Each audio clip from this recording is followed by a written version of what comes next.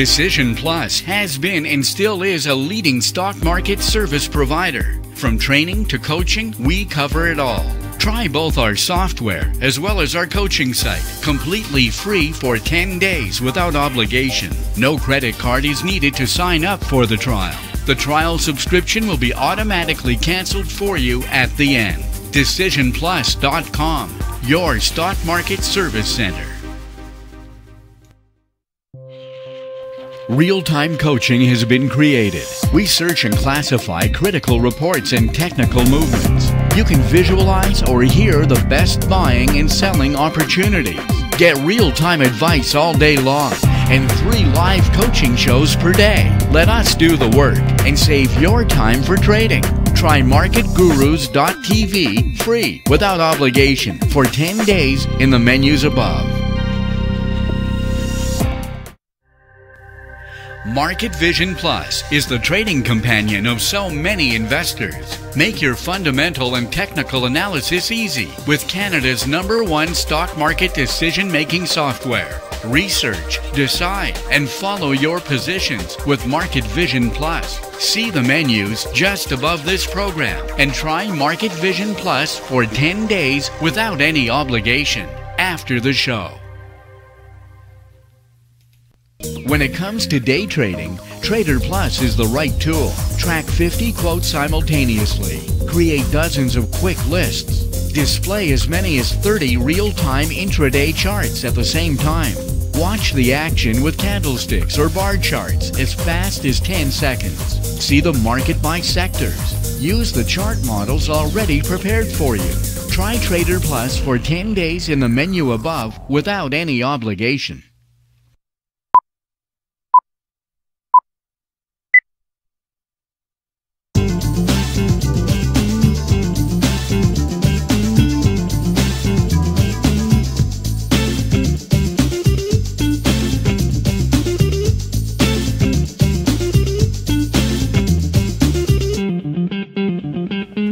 Hello everybody, welcome to the Swing Trading Show. Today we're Friday, July 10th, 2015, and the question bar is open, folks. If ever you have any questions, feel free to ask them.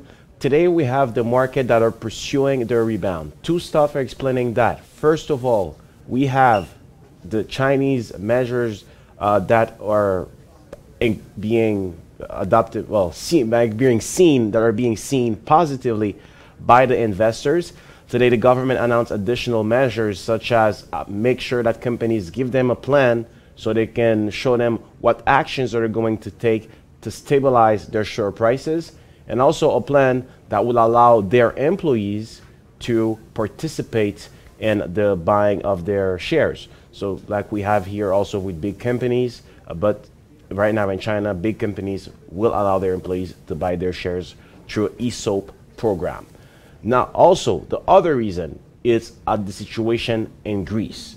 The Greek government have submitted their proposal reform to their creditors. On Sunday, they will vote on that. Today, the Greek parliament will vote on those measures. They basically took most of the measures that the creditors have thrown upon them before the referendum. And those measures include key factors such as elimination of tax break for some Greek islands, increase in the retirement age, also some cut in the pension payments. Also, they will unify the sales tax to 23% and an increase in corporate tax from 23% to 28%. So with this, Greece is now trying to say to the creditors, look, we will follow this plan. This is our reform plan. So what we need in exchange, it's a new bailout. Instead of having the final tranche of the previous bailout, we want a new bailout of $53 billion. So will the creditors allow it? So far we need to see, can they believe that Greece will adopt those reforms?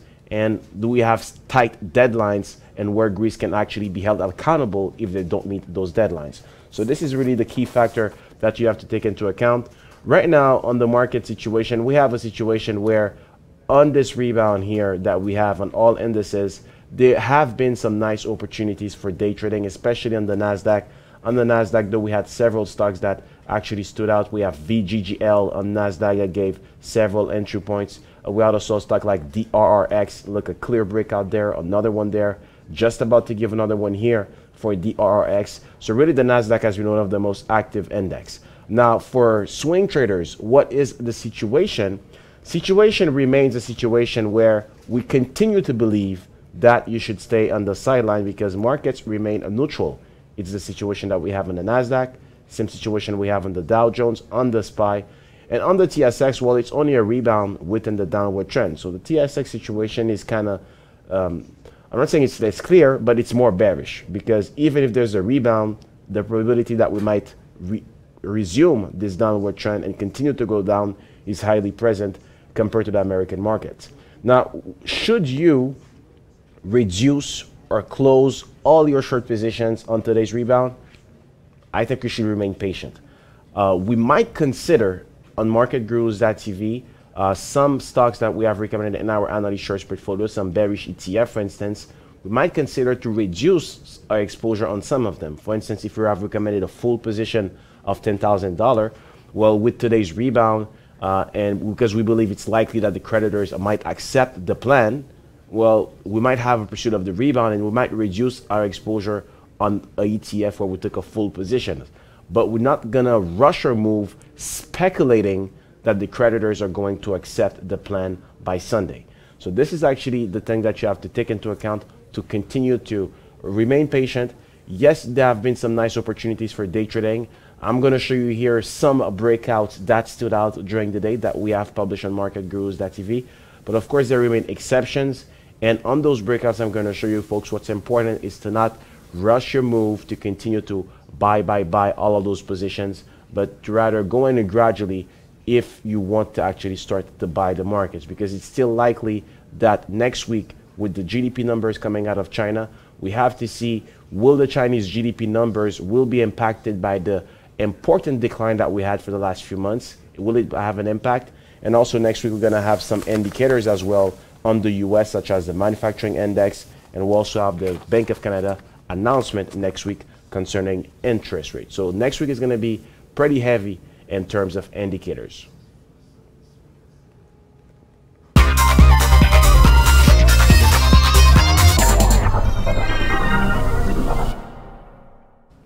So welcome back, folks. Let's take some questions here. We have questions here on from Dan. HNU, is it a buy? So talking of HNU, for me, it's still within a clear downward trend, right, for HNU. Now, is it a buy? Well, you see on HNU, there's a lot of congestion there. For me, clearer signal would be at 369 on HNU. Now, what is natural gas doing today? Well, this is natural gas over here. So natural gas is having also a rebound. It's doing the same situation as HNU. For me, it's tough to give you the call on a natural gas so far. You have to go with the inventories, and I've not seen recently the inventories data for natural gas. Are they up, are they down? I think this is something that could have explained if this momentum could continue. For me, I'm just staying technical, and for me, as long as UNG stays within this downward corridor, HNU will not represent a buy. But as I said, I have a bias because I have not followed the evolution of the recent inventory of natural gas. And I really think that the strength of this rebound within this downward corridor will be determined by these inventories. And so far, for me, 1370, if UNG could go above 1370, I will feel more comfortable to buy an ETF such as HNU, which is the bullish ETF on natural gas. Now, Bert, you had a question here on HOD. Is HOD a sell? Well, for me, you bought at 1073. Okay, so you bought around this area. Now, is it a sell? For me, no, HOD is not a sell. First of all, you have HOD that remains totally neutral. And those are the reasons why I don't think HOD you should panic. First of all, look at the US dollar here. Oil is going down today because of the weakness of the US dollar. But oil, so far, by looking at the technical indicators, yes, we had a slight wave of buyers that bring it up within its neutral cycle. We have an histogram that is showing us that we're starting to be tilting more towards positive territory. However, looking at the stochastics here, it's still a downward trend there. So we have not reversed this downward trend, and the wave of buyers that allowed this rebound on oil was not strong enough. Second thing, US dollar is still within its upward corridor. So for me, as long as the US dollar doesn't go below 24.93, which corresponds to a lot of the moving average. You see the 100-day in black, the 50-day, 30-day moving average are all meeting there. So if US dollar goes below 24.93, $25, I'm talking a few UP, then okay, HOD, you should close that position.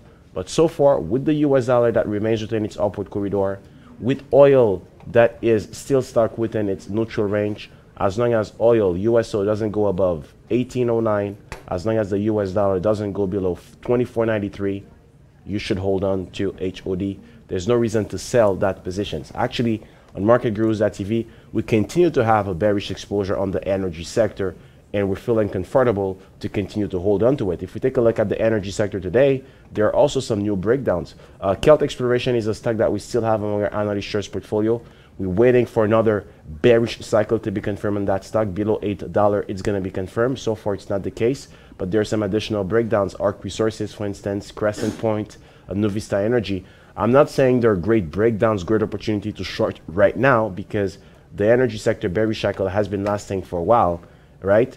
And even if we're really going down, continue to add on to your short exposure right now is not that appropriate in terms of timing. However, the bearish momentum for us is still maintained, and HOD, I think you have the right exposure on that ETF. And as I said earlier in the show, with today's rebound, it's important to not rush your move to close all your bearish ETF. Now, Justine has a question here on LIQ. Liquor store, please analyze, please. Well, liquor store, if we take a look at this company here, what is it doing? So I'm just going to put a Fibo retracement from here to here. So right now we are having an important intraday rebound, right? But Jocelyn, we're still within that downward trend, right? So it's a rebound within the downward corridor. Putting a Fibonacci retracement, we see that the next target on that stock becomes at 1426. So would you buy a stock right now, knowing that at 1426 it's going to stop? I'm going to continue my explanation in the next segment. Find answers to your questions by emailing your host at btm@decisionplus.com. 5 good reasons to manage your investments with National Bank Direct Brokerage.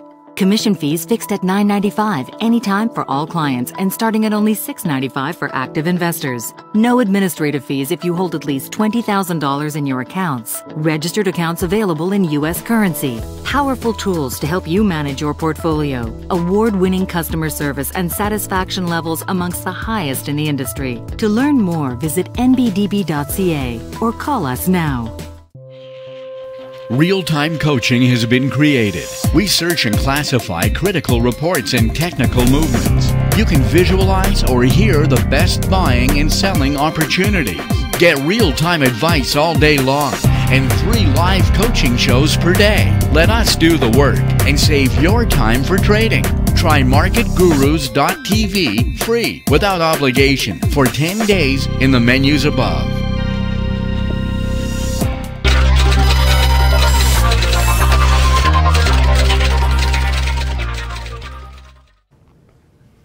So to complete my explanation, Jocelyn, liquor store, as I said, it's still within a downward trend. By putting a Fibonacci retracement from that top to that bottom, we see that we were going to reach the 50% retracement of all that increase around 1427. So there's only 27 cents to be gained. Also, it corresponds to the 200-day moving average, which is in green. For me, those are all conditions where liquor store, you should not consider it as a buy because you don't have enough upward potential to consider that stock as a great buy. I think the best alternative will be to be a little bit more patient just then. Wait for the stock to stabilize around 1427 because I think this is the first target where we're going to have a pause of that rebound. And then on another breakout, you might get in on a stock like that because higher than 1427, you'll have a confirmation of a clear reversal of this downward trend.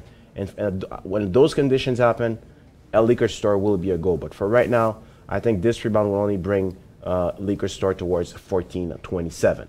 Now, could do PHM.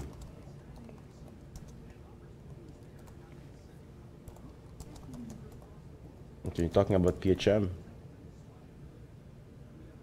Analysis on PHM. Well, PHM, it's the same thing too. What I don't like with PHM is that there's a downward corridor that is there that will have been reversed now on PHM. I think PHM has the probability of probably reaching $1.11, right?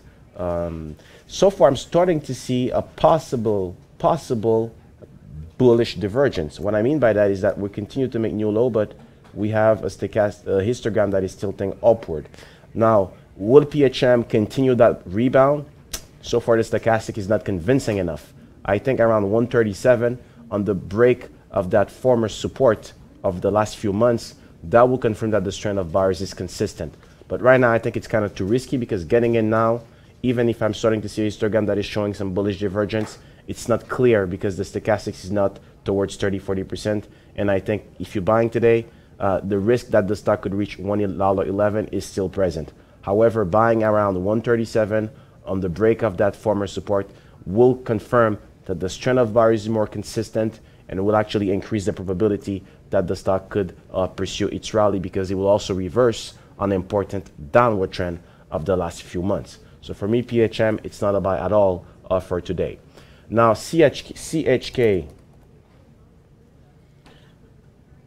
rebound till September, about at 13.26. Thanks, Chris. Well, I cannot tell you, Tom, if it's going to have a rebound until September. That would be misleading from my side. I don't know what's going to happen in terms of news. We know Chesapeake Energy, I think it's in the coal sector. Coal sector is taking a big hit. People, the appetite for people for coal is not there. Of course, coal, it's still the biggest. It fuels India, it fuels China, it fuels also the US. But there are not a lot of new plants. In terms of the prices of coal, they're not that much. We know China is doing a lot of effort to move towards more clean energy. So the situation on the coal sector is having a big impact. For instance, I give you an example, a stock like JOR Global that we recommended as a short here on MarketGurus.tv. Well, that stock, why it took a big hit? It gives services to coal companies. And with the weak coal price, with the bearish momentum that we had in the industrial sector, well, that stock was impacted. Now, for your stock like CHK, you bought that stock at 13.27, so you bought around this area here. I wonder why you didn't get rid of it when the stock broke that support. You also had another opportunity to get out here also as well towards $12. Now the stock is stabilizing. Should you get out of it now? I don't think so. It's overbought, so which means that we're going to have a stabilization phase for a while. But for me, if ever the stock goes below 10.88, you should close that position. You bought the stock, Tom, that is still within a downward trend. You have the coal sector where the fundamental situation is still negative. So those are all conditions where I think Chesapeake Energy is not your top pick. Because I know sometimes you actually talk about stocks and you have some nice picks. But for this one here, I don't really find it a top pick. Sorry, Chesapeake Energy is in natural gas. I don't know if it's in natural gas or is it in natural gas or coal? Natural gas. Okay, my mistake. My mistake for that. It's not in coal. It's in natural gas. But the fundamental situation of a lot of energy companies is negative. And a stock like Chesapeake Energy continues to maintain its downward trend. Thank you, Eve, for sharing that information with me. And so far, it's not a buy for me on Chesapeake Energy. 10.88 should be the point where you should close that position totally. Now, as concerning some stocks that stood out, as I've promised you, there are some stocks like Fold that stood out on the NASDAQ. JetBlue Airways, but there's still a resistance that's there that I don't like on JetBlue. CVS Car-Mart, where the like is the all-time high. So a new heights for CVS Car-Mart. Pretty nice on that stock here. VCA, Intech on NASDAQ also as well, making an all-time high. We also have Connectone Bancorp, which is a clear breakout as well. So most stocks are in the NASDAQ because it has been the strongest index. And also because the NASDAQ is one of the strongest index, AMDA has been our best pick of the day for our day trading opportunity with all those entry points. Those of you who got here or there should take some profit. Now, if you got in here, your exit point is clear, is around 60 cents. So if the stock goes below 60 cents, get out. Now, where could AMDA go? What could be its target for AMDA? Well, so far it's kind of tough to tell. We could have a target towards 67 cents on AMDA towards that top. But it will all depend, can the wave of buyers be sustained on a stock like that? And of course, what market does. What we know is that Janet Yellen spoke and said that we're going to have a hike in interest rate this year. She didn't specify when. And if we have a rise in interest rate, gold stocks are going to take a hit. And this is why today we have the gold sector that continues to maintain its decline. So those of you who want some positions on HGD or bearish ETF on gold, good job. You should hold on to those bearish ETF. So overall, folks, we have a rebound in the market, a rebound worth to day trade with few stocks. For swing trading, there have been some few exceptions I've shown you, but they remain exceptions. I don't think you should rush your move to close all your bearish ETF. Bert mentioned, for instance, HOD. You should not close that ETF. I think you should continue to remain patient on that ETF. But if ever we have a pursuit of the rebound, depending on how the creditors accept the reform plan in Greece, how it's also interpreted by the markets, well, then we're going to have to act and slightly reduce some of our short positions that we have recommended on MarketGurus.tv. So I wish you all a good weekend. See you next week on the Swing Trading Show on DecisionPlus.com.